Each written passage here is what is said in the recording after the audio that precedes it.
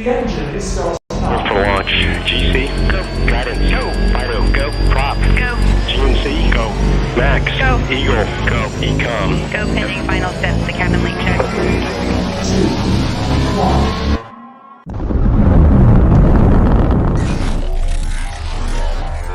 Is there anyone here that would like to communicate with us? Can you give us a sign?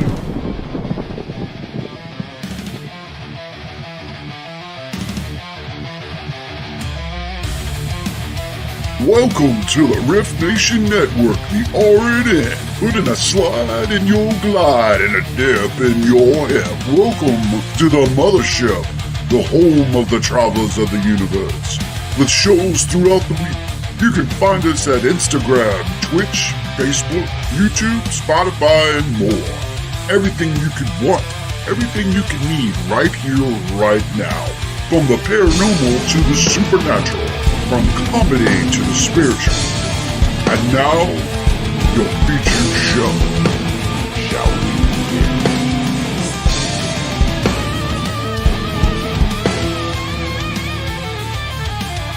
It's showtime, folks!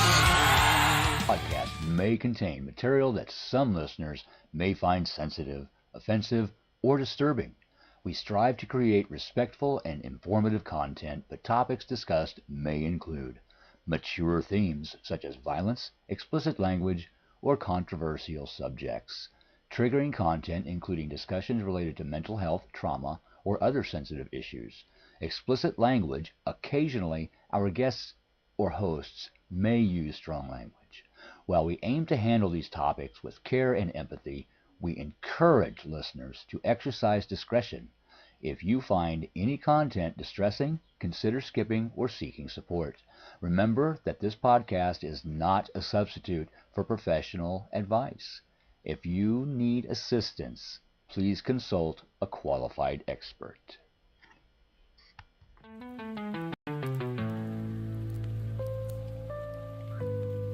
Welcome to the Forgotten Library. Where the books whisper, the shadows listen, and the stories refuse to stay quietly on the shelf.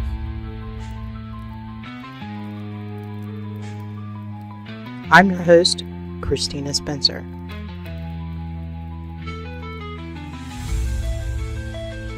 And each month, we explore one novel together.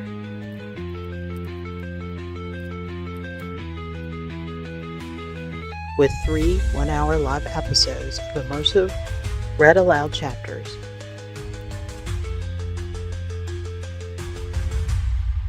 Followed by a live interview with the author who brought the story to life.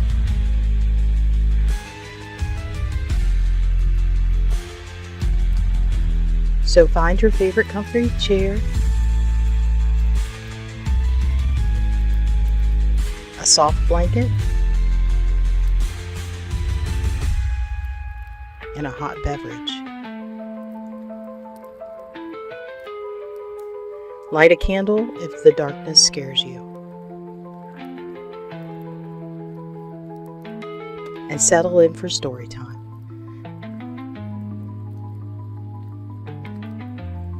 Welcome to this week's live episode of Horror, History, and Hauntings Library.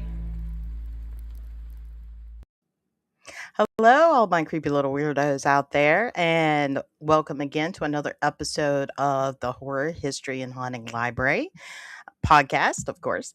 And we do things a little differently here at the library than the regular podcast. We're a little laid back, we're relaxing, we wear our comfy pajamas, we try to get, a hot beverage or whatever beverage of choice and sit back and I tell you a story. Tonight we open the doors to a new author and step into worlds where something feels just slightly off. A quiet town in Alabama discovers the woods that shouldn't exist. And there's a kind of horror that doesn't scream, it lingers. This April, we're featuring Spotlight author Dustin Grammer. And specifically in this episode, we will be reading from his novel, The Structure, which you can find at Amazon. Links are in the description. We are going to be touching just the structure tonight. Tomorrow night, we will be moving on to his brand new horror novella, Moo, which I'm excited to read to you guys about killer cows. And we'll be reading that for the second and the final live reading, and then we'll move on to the author for the fourth episode. So, without further ado, I'd like to jump into the book. Let's check the chat really quick before we get started. All right, so Cindy's here. Hi, Cindy. Michelle's with us. Hi, Michelle. And Michelle's saying hi to Cindy. And Cindy's saying hi back to Michelle.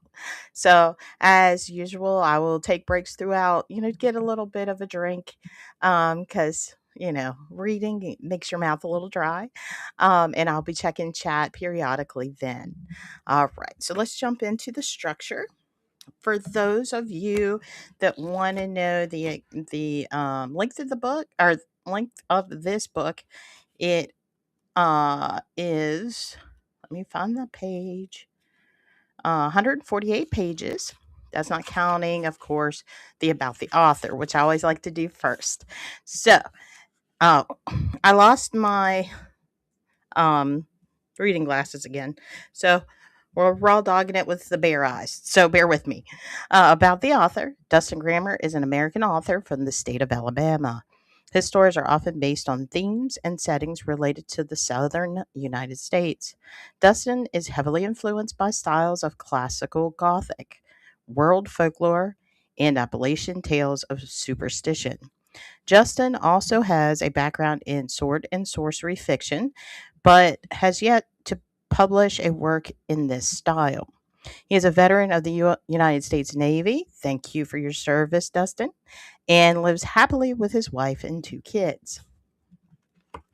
Now, in the front of the book, there is a beautiful dedication.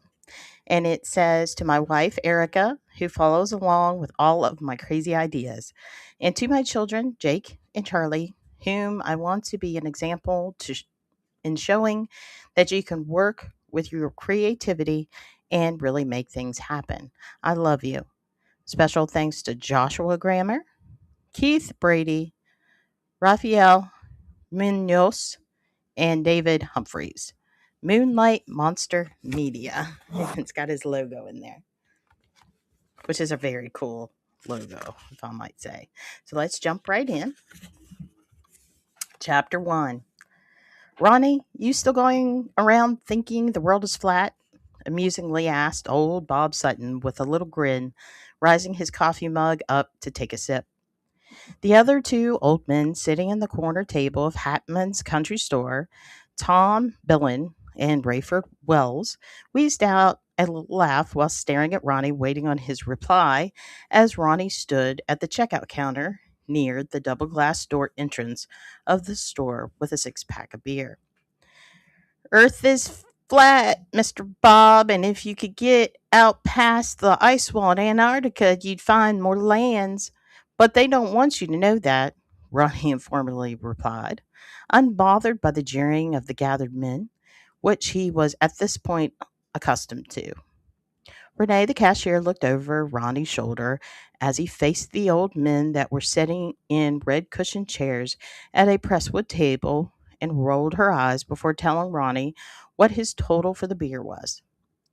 Rayford Wells pulled a pouch of snuff out from one of the pockets of his denim overalls, and while preparing a pinch to go in his lip, his ruddy red flushed face beamed as he commented, "Oh, Ronnie boy, they done being in space, no telling how many count of time.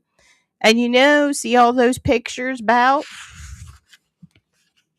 the globe that you want, but I won't ever get why you think the way you do."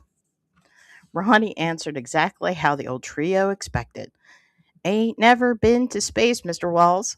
Can't get through the firmament up above. That's where God in heaven is. All these governments are lying to us." If I didn't know any better, I'd really think your cheese done slid off your cracker. Going around believing all that, and it's a hogwash, Bob Sutton commented as he leaned back in his chair and raised a black cowboy booted foot up to rest on the knee of his other leg, and then asked, "Why would they go through such lengths to keep up a lie like that? Seems like way too much trouble if you ask me." Control and power, Mr. Bob. The evil reptile beings in power want us kept under their thumb. But I ain't going to get into all that with you today. I got me a drone out there in the truck, and I'm going to go home and fly it around a little this evening, Ronnie replied while digging in his while digging his wallet out of the back pocket of his faded warm blue jeans. This caused the trio of old men to laugh even harder. They had gotten accustomed to provoking Ronnie every time they saw him come into Hackman's, just to see what kind of crazy nonsense he would matter of factly state to them. Ronnie always kept a calm demeanor with them and appeared to be unbothered by the jeering. "Well, you go have fun with all that then, young man, and don't let one of them lizards get a hold of you out there in the woods," Bob Sutton said, smirking and winking at the other two old men as they cut up and continued to laugh. Ronnie ignored them now, paid for his beer, bid Renee a good afternoon, and pulled his John Deere trucker hat down over his long-haired head as he walked across the well-wooden floor of the country store toward the dust-smeared glass exit doors. Ronnie felt a growing excitement once he exited the old cedar plank sided roadside store and made his way across the small gravel parking lot toward his single cab black 2000 GMC Sierra. Ronnie had only worked a half day down at Dooley's auto shop this Friday. Dooley owed him a little time off for working all day back on the 4th of July. It was now about mid afternoon, and it was a warm September day with low humidity. A great relief from the sweltering, steamy days that plagued Alabama for almost half the year sometimes. The sun beamed down from the cloudless, baby blue sky. An ideal day for testing out the drone, Ronnie thought. "Secret bases of operation are down under the oceans," the voice on the truck radio said through a little static, as Ronnie now cruised the winding red dirt road back towards his house in the community of Buzzard Creek. His long hair whipped in the wind from the rolled down windows as his mind wandered while he gazed at the passing scenery. Verdant evergreen trees whipped by in neat planted rows, and every so often a family homestead appeared, most of them inhabited by elderly couples who have spent their whole lives farming and growing a family on the land. As he got closer to home, he rode alongside the banks of Lake Busey, which wound for 7 miles beneath the foothills and rocky bluffs. Ronnie drank from one of the bottles of his six-pack, looking back and forth from the road and the scenery, and then at times at the drone still sealed up in a packaged box on the seat beside him. He imagined what kinds of neat video footage he was about to be able to record and add to his social media account. The voice on the radio continued on about this conspiracy or that, but Ronnie wasn't listening anymore. Despite his best attempt at distracting himself through a little bit of excitement, apprehension began growing within him as his breathing rapidly begun to increase. The bridge over what the locals call Mullback Slow was coming up around the bend, and no matter how many times Ronnie had taken the route home or how much time at this point had passed, he still felt overwhelmed with an undying grief and guilt when he had to cross that narrow gray concrete bridge. Approaching the bridge, he took a big swig of his beer, stepped hard on the accelerator as tears began to well up in the corners of his eyes. Ronnie zoomed the GMC over the bridge, letting out a mournful yell as he launched across it onto the dirt road onto the other side, causing his truck to fishtail a little in the loose red gravel. Suddenly, surprise and a shot of shock overtook his other emotions as he met an oncoming vehicle. Ronnie quickly got his truck under control and dropped his beer on the floorboard upon seeing a black SUV with tinted out windows round the bend ahead of him. Dang, it's the cops, he exclaimed loudly, while trying to appear responsible and as if he hadn't been recklessly sliding around on the road. As he drove past the SUV, he fully anticipated seeing red and blue lights begin to flash from within, but was surprised and relieved when they didn't. The SUV never wavered and continued on his way. Ronnie knew no one in the area drove a vehicle like that, and after his reasoning came back to him, he realized none of the local departments of law enforcement would have either. The government, he remarked to himself. But why would the feds be all the way out here? He laughed a little, thinking to himself that he was sounding silly and paranoid for no reason. He took out another beer, cut the radio up louder, and continued driving home. So that's chapter 1. Let's go ahead. I forgot to put the fire up. Look at me. I'm a failure. I fail. Let's get our fire up, of course.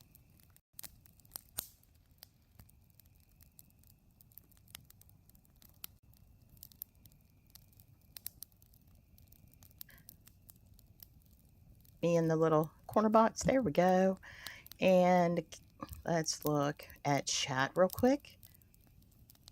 Oh, thank you, Renee. Renee's just telling me she shared out the stream. That's wonderful. Thank you so much for that, Renee. And if you haven't already, make sure you subscribe if you like this type of content. I do this every Friday night. And I also do a podcast that's more of an interview style on Wednesdays. So let's jump in, take a little sip of our coffee, and then we'll jump into chapter 2. Ronnie pulled the truck within a couple of feet of the door of his screened-in 4x8 ground-level porch.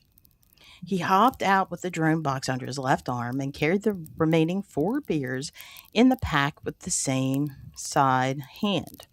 The screen door to the porch creaked open on a rusty springs as he snatched it open and stepped on the faded red-painted concrete slab of his porch. The door slammed hard behind him as he made his way to the rustic wood grain front door of the small 60-year-old home that had once belonged to and was built by his grandparents. The dry, woody smell of the old home hit his nostrils as he entered the small entryway where a laundry nook sat off to the right. Atop the dryer was a pile of Ronnie's clothes in disarray and a half-opened, eaten pack of Nutter Butters. He proceeded forth into the wood-paneled side kitchen, crossing a great faded green linoleum floor with floral patterns that were now barely visible, and he set the drone box on top of the counter that separated the kitchen from the tiny dining nook, where a small round table stood on either side, and a brown shag carpet living room that sat directly to the right of the dining nook. The interior of the home was low lit, even though it was still a few hours till sunset. This was due to the home being surrounded heavily by woods, but also because Ronnie seldom took the time to trim back the bushes that grew outside of the windows. Ronnie flipped a switch, turning on the antique brown slag-stained glass Tiffany pendant light that hung above the counter where he was about to pull up a stool and get the drone out of the box. His mind raced excitedly with ideas as he cut the seal around the box with his pocket knife and began pulling out the contents. An instruction manual was situated on top of all of the box's contents. He took the manual and set it off to the side. Next, he removed a small plastic bag containing all the electronics, the screwdriver, and some tiny screws for the blades, before finally getting to the drone and the remote, which was snugly protected and packed within styrofoam. Ronnie removed everything from the box, including the charge cord and block that was placed under the drone, and plugged it up to charge.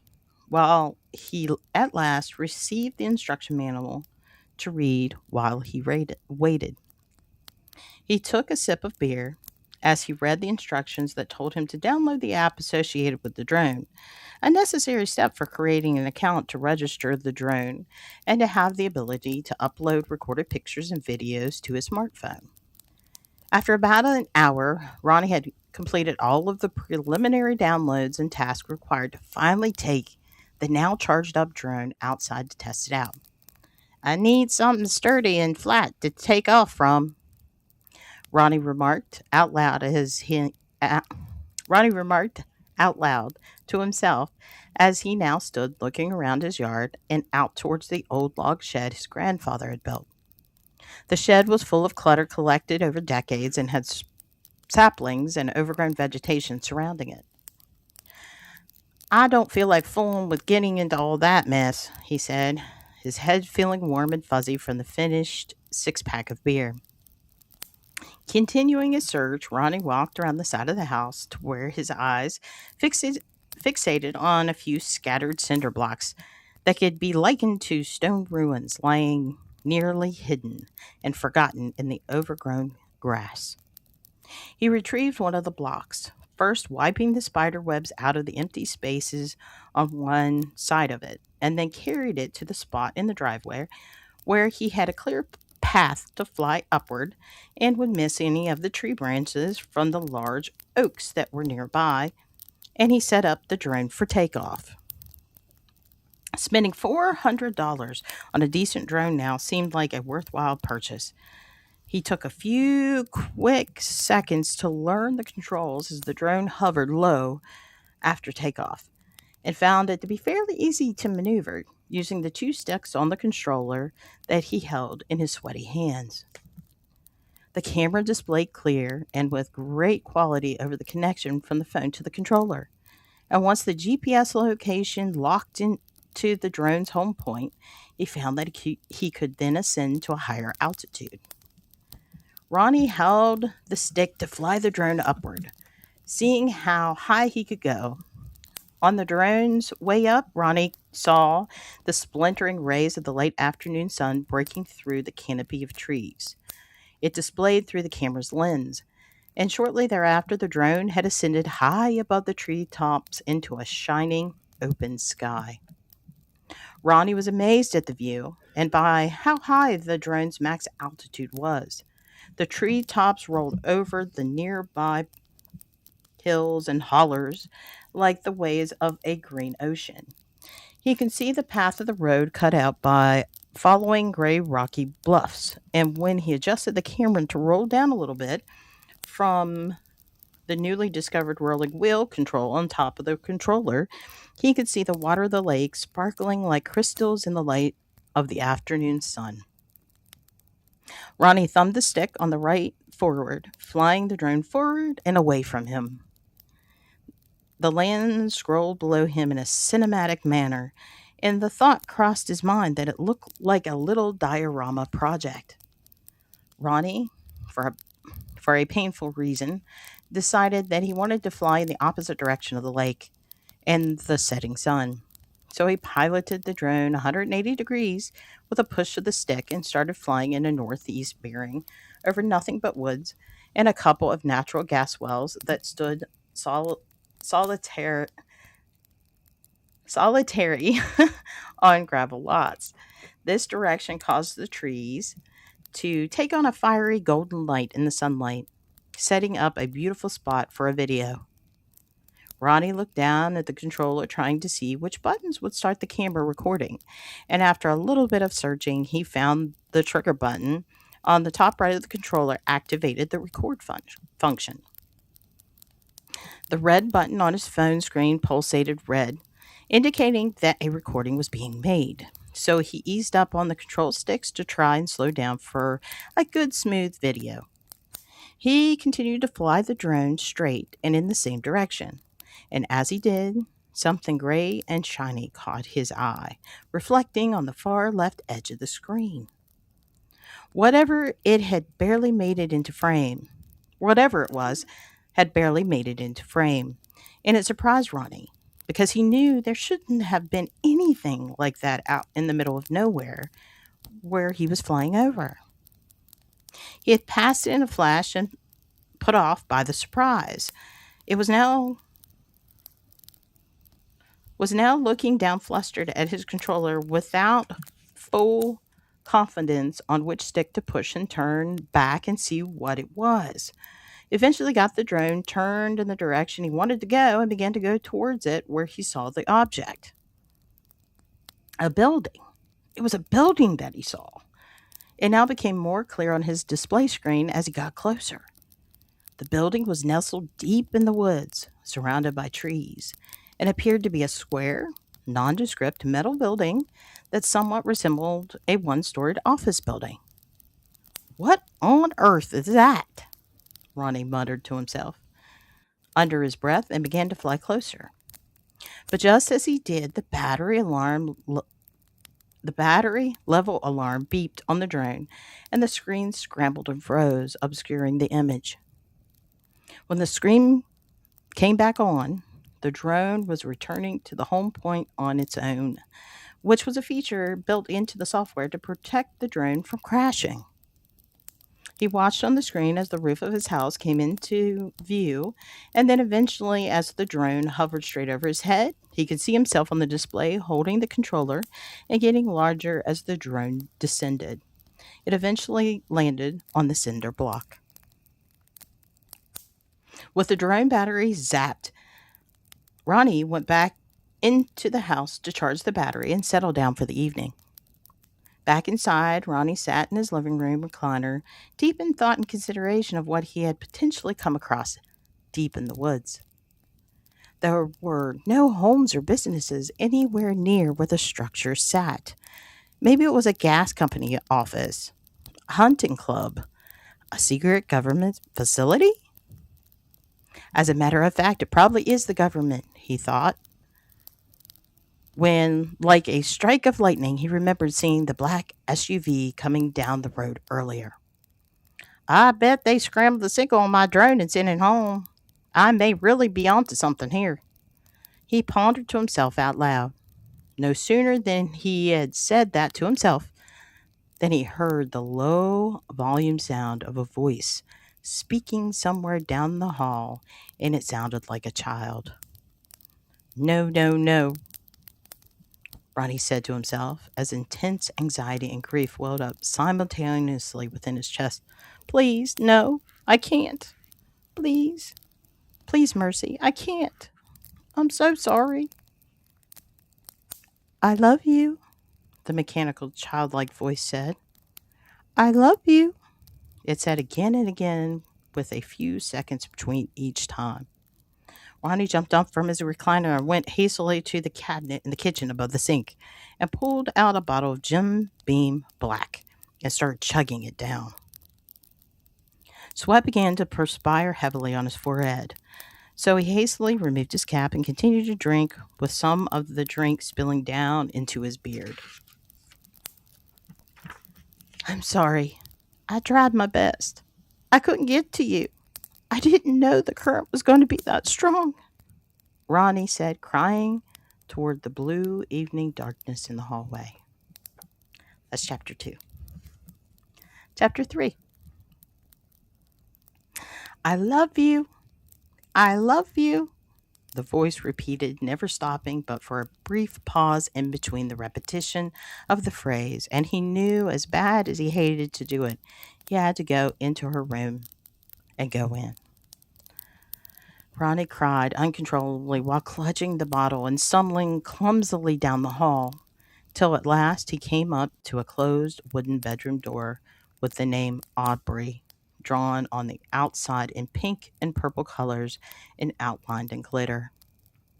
He gasped for each breath, hyperventilating, his vision obscured by tears and the ever-growing darkness of the hall. But the voice never stopped repeating the phrase, "I love you." Ronnie could feel his elevated heartbeats throbbing in his head. He felt the cold knob finding its way into his hands. Then he thrust the door open for the first time in almost a year and a half. Aubrey's room lay dusty and untouched before him in a dim and sad, deep bluish glow. The evening shadows seemed to lurch in at him from the corners of the room like treacherous twilight tendrils, and in the midst of it all, he heard the phrase repeating over and over from a baby doll placed on the floor near the foot of the bed. The little chubby faced, blue eyed doll lay in a very spot where Aubrey had left it, with a happy smile on its face and the words, "I love you," coming from the speaker box in its chest. Ronnie, distraught, ran from the room, slamming the door hard behind him as he went, and retreated to the outside of the house with the bottle. He lay in the dirty, itchy grass, crying uncontrollably, and drank until he finally passed out amongst the sounds of the nocturnal woodland creatures, the hoot of a distant owl, the cries of a pack of coyotes, and croaking frogs participated in the lullaby. Ronnie stirred awake a couple of hours before dawn. His clothes were damp and cool from the morning dew. His breath, however, burned out of his mouth from between his lips like gasoline, and his head ached as if it was going to explode. As he stumbled past the slamming screen door and back through the door to the house, he noticed that the doll had stopped talking. He stopped to drink a sip of water out of the sink, threw in a few ibuprofen from a nearby plastic bottle, and drank from the sink again, and then went to the couch where he collapsed in his dirty, wet clothes. Bap, bap, bap, bap, bap. That was the sound that came racketing loudly from the screen door that caused Ronnie slowly to begin to awaken and somewhat come to his senses. The knocking was repeated 2 more times before a voice called out, "Hey, Brush, you in there? Come on, let's go, get some doves." Ronnie dragged himself up to his feet, his head feeling like it was going to be pressed hard by a vice, and he made over to the door to greet his longtime friend Martin Reynolds, who had been ironically calling Ronnie Brush since high school on account of his long, unkempt hair he always sported. "Hold up, I'm coming." Ronnie slurred together as he moved stiffly through the house to the open door to greet Martin, who he could see through the window rocking back and forth on his heels. He was dressed in hunting camouflage from head to toe and stroking one side of his recently grown sandy brown mustache. "You got any bird shells?" Martin asked with a gleam of excitement shining in his blue eyes as soon as Ronnie opened the door. "Yeah, I got a couple of boxes left over from last year," Ronnie answered, squinting his reddened eyes against the brightness coming in from outside, and then added, "But I don't think I'll be going out to do any shooting today."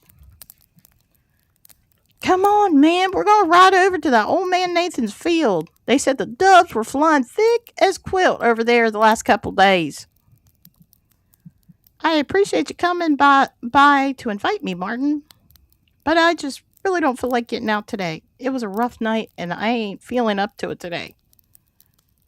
"Well, I got a minute to come in and sit down with you if you want me to," Martin sympathetically offered upon seeing the apparent signs that his dearest friend was struggling, the gleam fading from his eyes and turning to genuine compassion.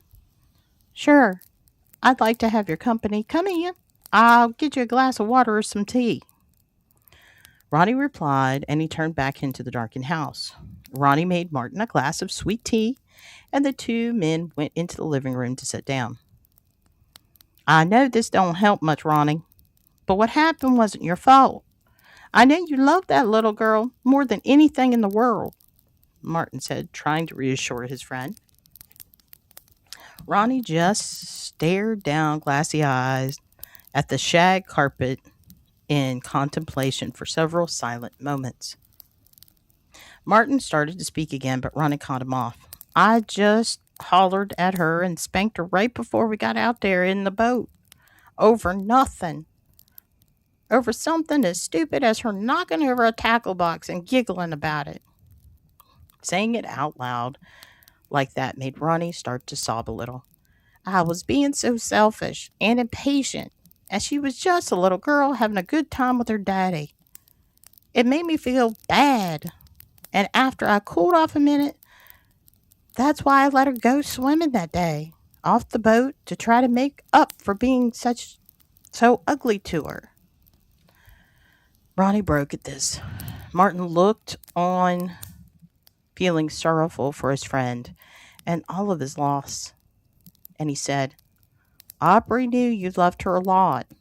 You was a good daddy, and she was happy.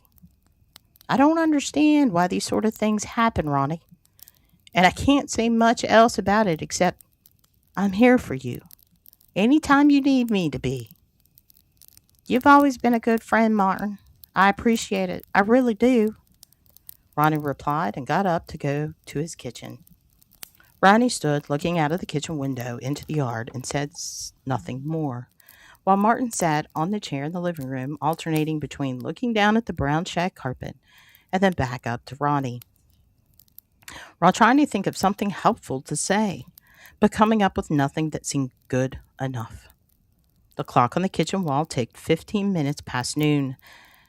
The next few moments were passed in silence, with neither man saying another word to the other, until finally Ronnie turned around and said, I got a drone yesterday, and I flew it for a little while. I'm going to take it back up this afternoon because I saw a building out in the middle of the woods. It didn't seem right for it to be there.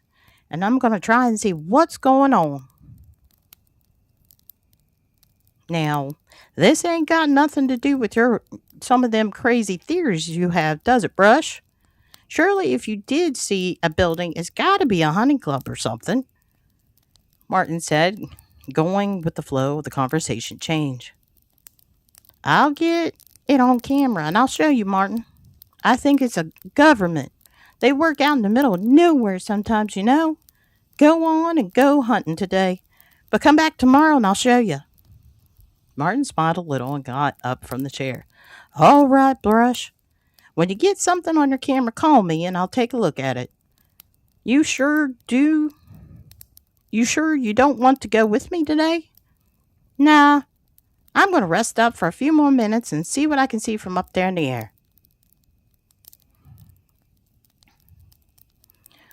Well, don't get too close to any fields. It might get mistaken for a dove and get blasted, Martin said while standing up and heading towards the door, realizing that Ronnie was subtly pushing the visit to the end.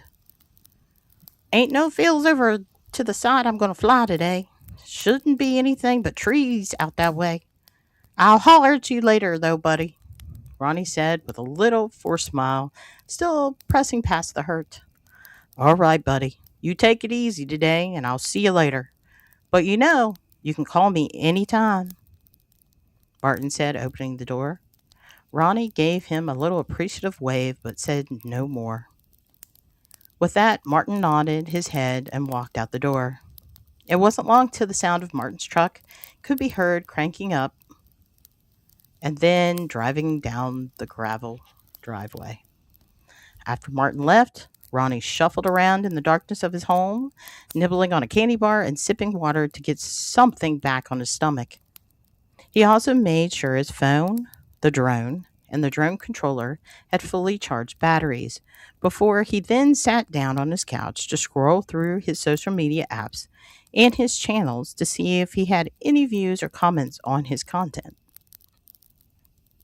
His content was posted under the name Ronnie's Real Truth Files, and he had about 50 followers who tuned in when he posted videos about them about once a month.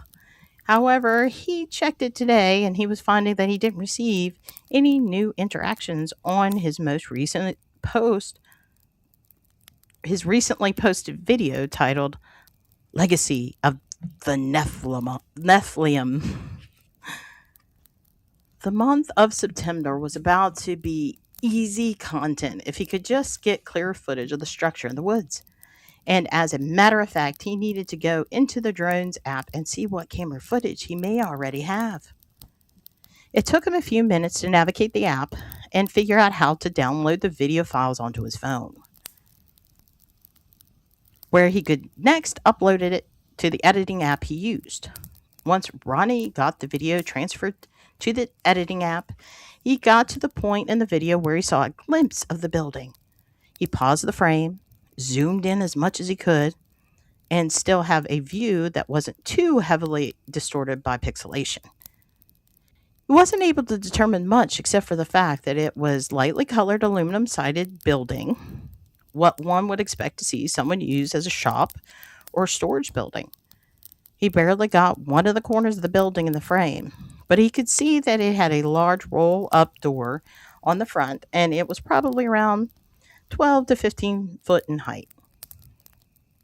At least today, he knew exactly which direction to fly the drone in to get a better view of what was out there in the middle of nowhere. Ronnie lay back on the couch, knowing it was probably bright, sunny, and warm outside right now, and possibly humid. His head was still pounding painfully, so he decided that before he was doing anything else, he would close his eyes and try to rest off the hangover he was still plagued by. Ronnie laid around a couple more hours, getting comfortable enough, a couple more times to nap a little here and there, before he finally got back up, blustered his composure the best he could, and collected all the devices required to make the flight to the mysterious structure in the woods. All right. That's the end of chapter 3. Let's look here. Cindy says that she loves the campfire. Yeah, I was going for like a campfire / fireplace vibe that, to read by. I wanted to give that ambiance, I guess.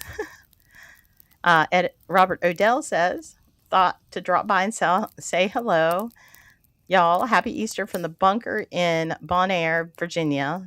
The other frog brother, lots of love and prayers. And then Michelle said, hi, Robert Odell. Happy Easter. Happy Easter, everybody. All right. Another sip of iced coffee. And then we'll jump into chapter 4. It's hot in here. If you see me sweating, it's because it's hot. And I don't want to turn on the fan. Okay. Chapter 4. Ronnie stepped outside, placing the drone back on top of the center block, and made the preparations on the controller and the app for takeoff. Oh, okay, Cindy. Thanks for popping by. She just popped in and said, happy Easter. Have to head out. I will listen to the rest tomorrow. Okay, thank you, Cindy. He was now a little bit more familiar with the controls, so it was no time before he had the drone up in the bright and clear September sky with the home point setting locked in. The sun was yet again shining majestically over the woodland roof as he oriented the drone eastward and then pressed the control stick forward, embarking on a voyage of discovery. It wasn't long at all until he saw the white reflecting of a metal roof in the afternoon beams appear on his phone screen. So he pressed the button that started the video recorder. As the drone approached the target location, the curtain of treetops began to roll back, revealing more and more of the structure. Once Ronnie got the drone in position to where he could fully survey the site, he started to use the sticks to try to fly the drone in a rotation around the building. The building looked like many other buildings you would see around the area closer to town. Some of the farmers used buildings like this to store tractors and equipment. Some of the repair shops had similar setups, and even various types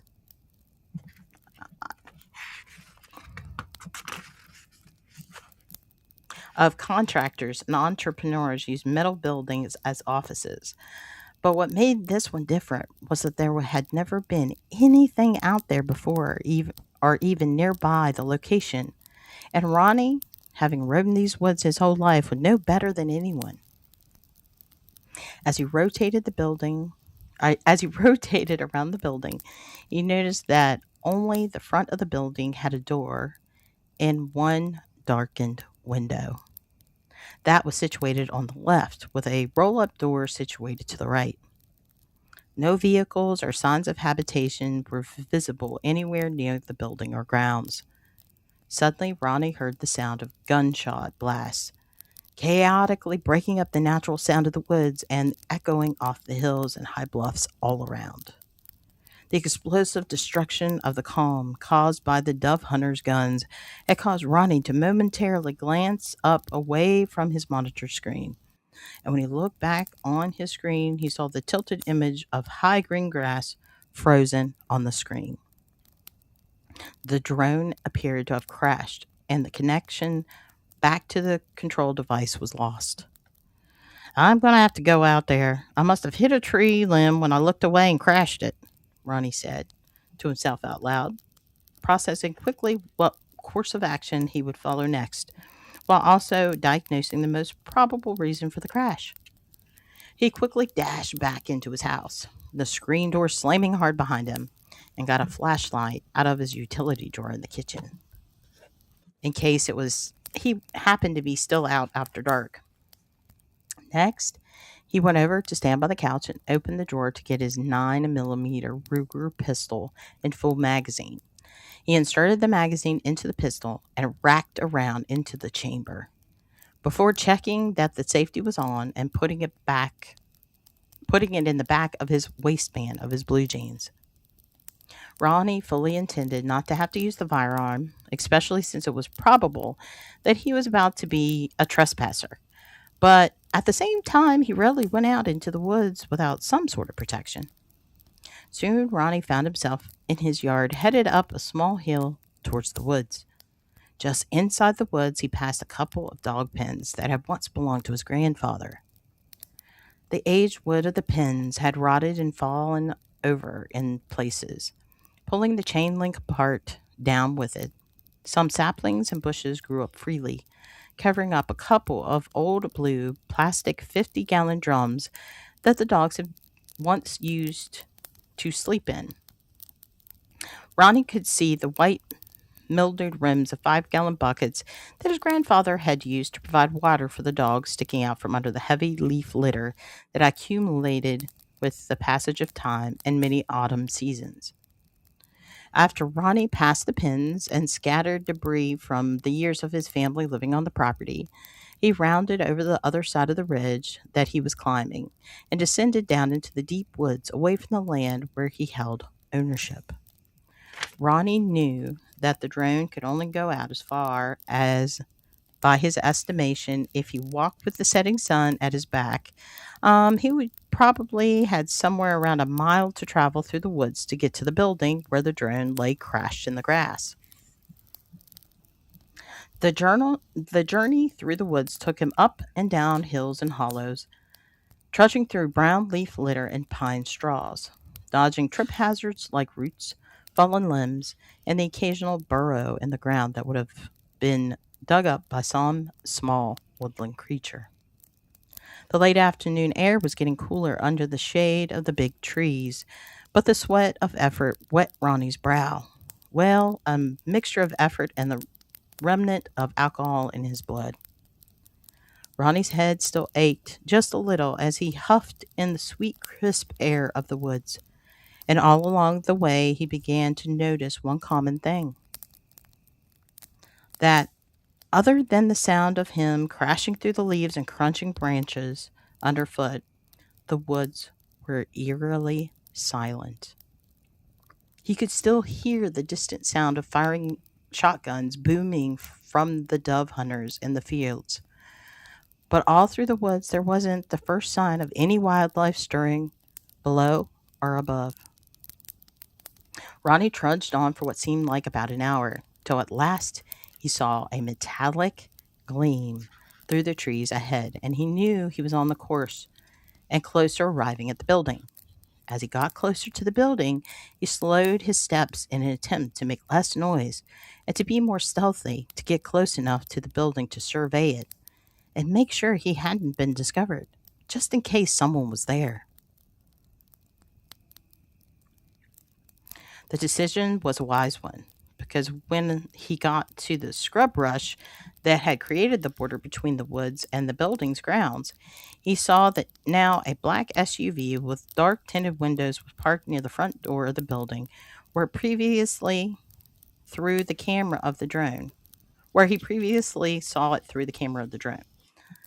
He had observed nothing had been there. Ronnie got down on his belly and crawled into concealment behind a little bushy hill that had a large oak tree beside it. But that still afforded him a clear visual of the vehicle and the front of the building. Ronnie lay hidden, taking the opportunity to rest a little and regain control of his breathing from his recent cardio. But he found that he was having trouble getting his heart rate under control due to the fact that an intense wave of nervousness had begun to overtake him. Wow. The anxiety was made worse by the events that happened next. A chopping sound in the air became audible and was getting louder by the second. Up until this point, Ronnie hadn't observed any activity in the yard of the building. But soon he observed that the big rolled-up door was starting to raise up, and the chopping sound in the air grew to an intense crescendo as the Black Hawk helicopter that was causing the noise came into view as it flew above the roof of the treetops and over the spot where Ronnie lay. The helicopter had been flying low enough over the trees that the wind from the blades fanned Ronnie coolly and disturbed the foliage surrounding him. The Black Hawk proceeded to fly over the yard that was situated in front of the building, before landing on a flat piece of ground directly in front of the now fully open rolled-up door. Ronnie observed a clean-shaven man with glasses, green tactical pants, and a tucked-in khaki button-up shirt come out of the darkness of the building's bay, waving to the helicopter and smiling while flanked by two men dressed in black suits. Ronnie dug into his pocket and got his phone out, trained his camera on the scene, and pressed the record button. As he began to record, the side door of the now landed Black Hawk opened and a man dressed like an army officer stepped out in a prestigious-looking green dress uniform. The military man and the man in the khaki shirt saluted one another and then began to exchange words, but Ronnie couldn't hear them over the sound from the whirling blades of the helicopter.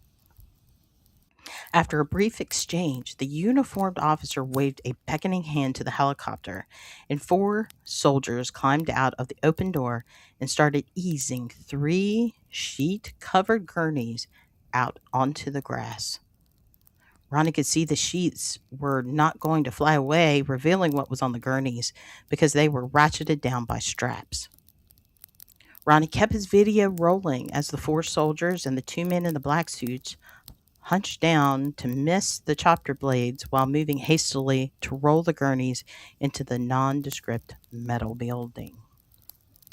The original 2 men, the officer and the man in the khaki shirt, saluted each other once more, followed by the authority figure in the green uniform climbing back into the helicopter and sliding the door shut behind him. The Black Hawk began to ascend back into the sky, while the man in the khaki shirt stood observing it until it blended out of sight into the twilight of the evening. The man in the khaki shirt stood unmoving for a few moments after the helicopter was gone, before suddenly turning his gaze toward the woods right where Ronnie was laying. This caused Ronnie to jerk back in an attempt to lower himself into the soil behind the mound where he was laying. He dropping his phone out of his hands in the panic as he scooted back. In his mind, he imagined that the man was probably now walking swiftly over to where Ronnie had previously believed that he had been well hidden. Ronnie fumbled nervously over the roots and leaves till at last he had retrieved his phone from the disturbed first floor. Once he had his phone secured, he began to crawl away as fast as possible, scrolling until he felt confident that he was covered by the woods enough to get up and run. Ronnie, with anxious expectation, felt that at any moment he would be shot at, or in the least hear the man whom he assumed was now chasing him shout commands for him to stop running and surrender. But neither of the events took place. Ronnie ran clumsily through the woods, trying his best to ignore the agonizing burning of his legs, the sharp, stabbing shoots of his struggling lungs, and the smacks and tears from the low limbs and briars. He wanted to slow down, but he was being madly driven by intense fear. Ronnie had lost all sense of time, but in the madness had apparently maintained a correct bearing back towards his house, because now, in the final minutes before full nightfall would completely conquer the remaining light, he saw the outlines of the dilapidated dog pens coming into view. All right, that was chapter 4. I don't know what that is. Let me just block that. Yes. We had a little troll in our chat, so I got rid of that. Okay. Moving on to chapter 5. I want to get through chapter 5 at least tonight. Ronnie, his legs failing him, collapsed into the floor as he fumbled his way back into the kitchen, or the house. After a few seconds of catching his breath, he frantically pulled his pistol out of his waistband, where luckily it had remained through the chaotic retreat.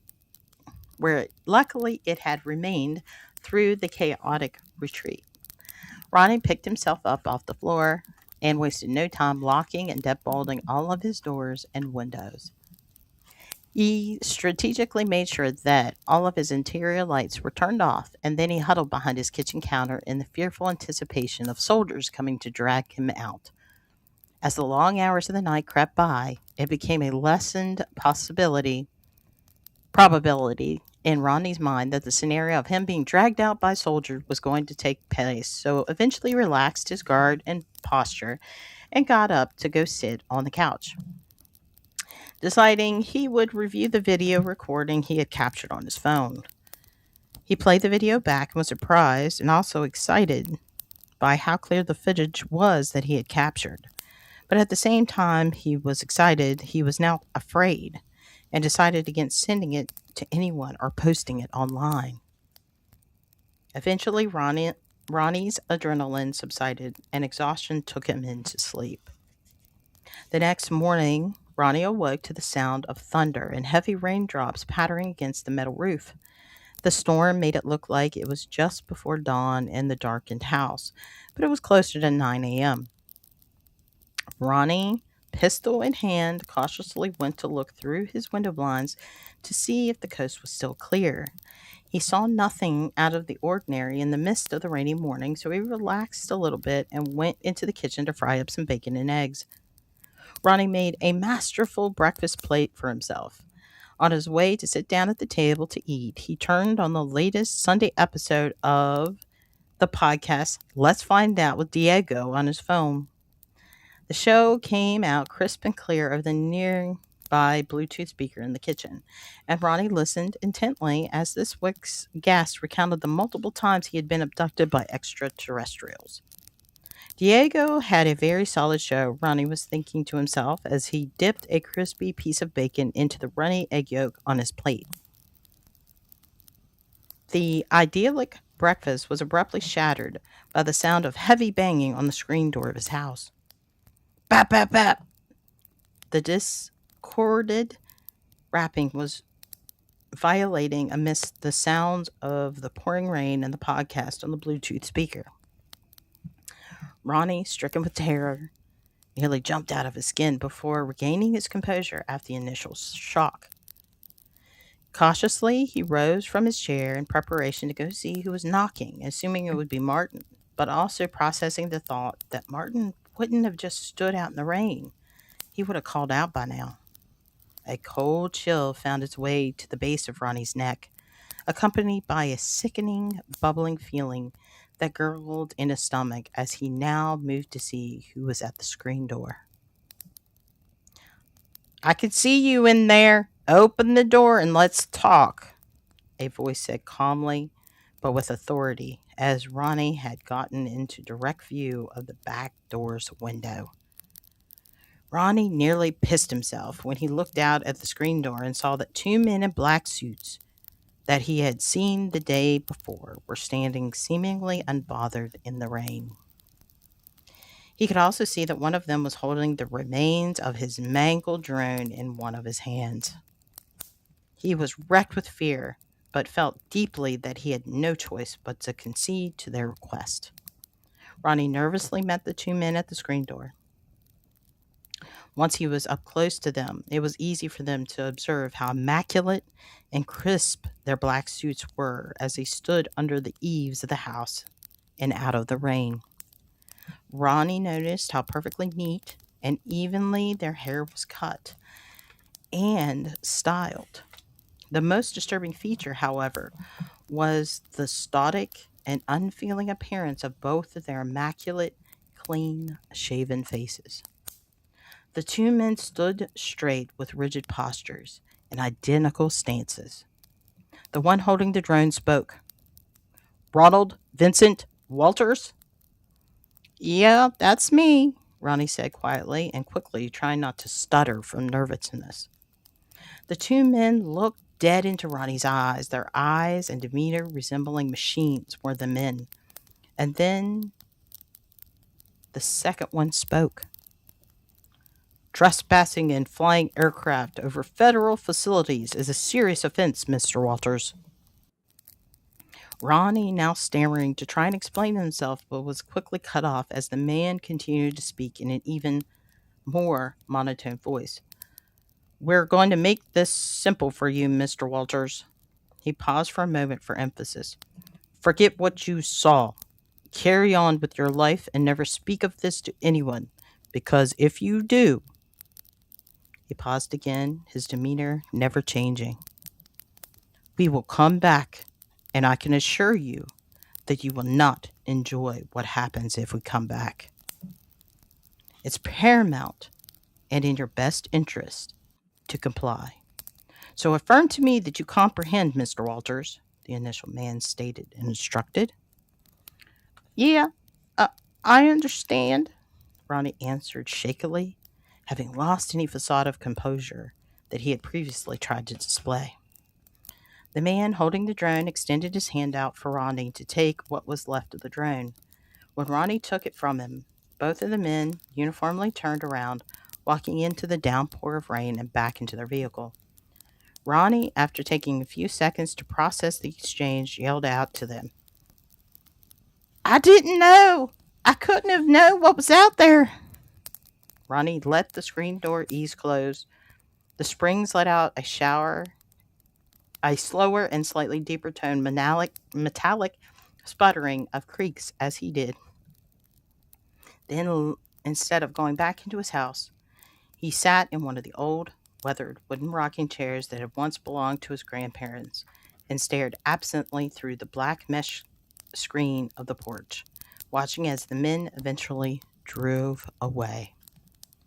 Ronnie sat mulling over all the events from the past couple days, trying to piece something together that resonated sensibly to him. He turned the battered drone over and over in his hands as he pondered. Of course, he listened to conspiracy and extraordinary podcast shows. He thought to himself, of course he watched TV shows and read books pertaining to the subjects of extraterrestrials, cryptids, and the paranormal. Contemplating further, he came to the conclusion that the extraordinary things he had in recent years come to believe were now in his mind. Evidence to be true and slapping him in the face, any reservations or doubts he had held before were now removed. He felt a restless urge to act in some way, but how? If he tried to tell anyone, the men would most likely come back and probably arrest him, or worse. On the other hand, why not let people know? In fact, everyone deserves to be made aware that a shadowy operation was taking place in the woods of Buzzard Creek. Was it more important to bring the situation to light and risk his well-being, or to be oppressed and silenced by what was in his mind. Big government, up to no good. We, the people, have to stand up and share this sort of information with each other when the truth is made available. Otherwise, the elites and the worldly masters would keep them as cattle corralled in the pen of illusion. A boom of thunder exploded, jarring Ronnie out of his contemplative state and made his ears once again register the sound of the rain thumping on the tin roof, pattering in the grass and gurgling down the gutter spouts into the puddle below. The air seeped in coolly, carrying in a fresh fragrance from the summer season, being washed away, mixed with the metallic scent of the porch screen. Ronnie inhaled deeply in an attempt to relax a little. Eventually, Ronnie moved to get out of the rocking chair. The old wooden joint squeaked when he pushed his weight down into the armrest to raise himself to a standing position. The rockers on the bottom of the chair made a rhythmic rolling sound against the faded red concrete of the porch. The chair gently continued to rock as Ronnie walked away to go back into the house. When he walked back in through the door, he threw what was left of the crashed drone carelessly onto the counter in the same place where he just unboxed it a couple days before. Electric guitar music played at the end of the podcast, blaring out of the speakers. The encounter had caused Ronnie to miss the whole episode. No worries, he thought to himself. He would just have to go back to where he had left off and finish it off some other time. Ronnie walked over, picked up his phone off the table, closed the podcast app, and went to sit on his couch. Mulling once again over his thoughts, he absently stared at the brown tinfoily glassed pendant light that hung hazily in the old-fashioned kitchen. What could be going on in that metal building? Why would they be located here doing whatever they're doing? It's in the middle of absolutely nowhere. That's why. I bet they have a UFO in there, and it only makes sense. A building with a roll-top door, men in black type personnel roaming around, and then there were the covered bodies wheeled in on the gurneys. Ronnie continued, framing the building conclusion based on his interpretation of things he was witnessing over the last few days. His confidence swelled with the surety that he had been correct. But then there was another factor that he had to be resolved. What were his next actions going to be? 3 choices immediately came to mind. 1, he could do whatever was strongly suggested, forget all about what he saw and go on with his life. A second thought was that he could get his gun and his camera and try to sneak into the facility to see what was going on inside, thus exposing it to the world. And the third option was to get out of Buzzard Creek, Alabama, and never come back. Ronnie heavily weighed out the pros and cons of each scenario. The first choice, to forget about it and go on with his mundane day-to-day life, didn't abide well with his thinking. How could he get up, go to work, and come home knowing that something mysterious on a federal level was happening not more than a mile from where he slept at night? How could he look everyone in the face and never have a conversation where he exploited the truth? A UFO was being kept in the woods and possibly extraterrestrials with it. The second option is basically to go on a stealth raid. The second option to basically go on a stealth raid quickly seemed humorously ridiculous to Ronnie on a further examination. Certainly, the facility would be locked down, having cameras, and be protected by far more firepower and skill that he could ever muster. He audibly snickered a little to himself, imagining himself trying to infiltrate a top-secret facility as if he were Chuck Norris or Rambo.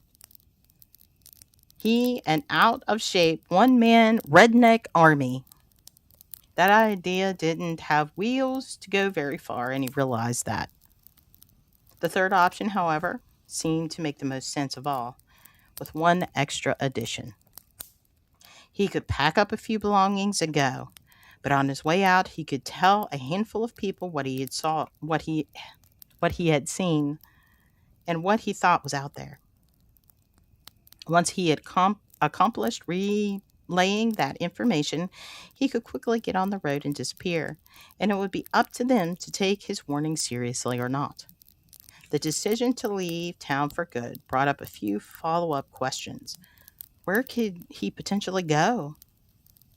And was there anybody outside of Buzzard Creek who could help him? His ex-wife Linda never forgave him for Aubrey drowning while they were out fishing, and she swore to hate him for the rest of her days. Ronnie mentally relived seeing the tears pour from Linda's bright blue eyes as she angrily yelled and threw things at him on her way out of the house. These thoughts reopened an excruciating pain and guilt within Ronnie. Tears welled up in his eyes as he remembered seeing Linda collapse with grief in the hallway going to her car. Her dark hair and hands covering her face as she sobbed uncontrollably in the soft, sandy dirt. She tried to hold on. They had tried to hold on and keep their marriage together, but 2 weeks after the funeral, when the initial shock began to subside and the irreparable grief hammered unmercifully home, the realization of the forever loss of their precious sweet daughter, the bonds of marriage shattered and then evaporated away within Linda's heart. Wiping tears from his eyes, Ronnie remembered the last time he saw Linda's face. She looked back at him for a final time before getting into her car with an expression devoid of emotion. It was a visage that might as well have been sculpted from cold marble. Sniffling and gathering his composure a little, Ronnie realized that he was a man who now had nothing. If anything, he reasoned that he could make one last heroic effort on his way out of town. And that's where we're going to stop for tonight. This will be the one and only reading that I do for the structure in the month of April. So if you really enjoyed this reading, make sure you pick up a copy of the structure. Link should be down in the description. In the comments.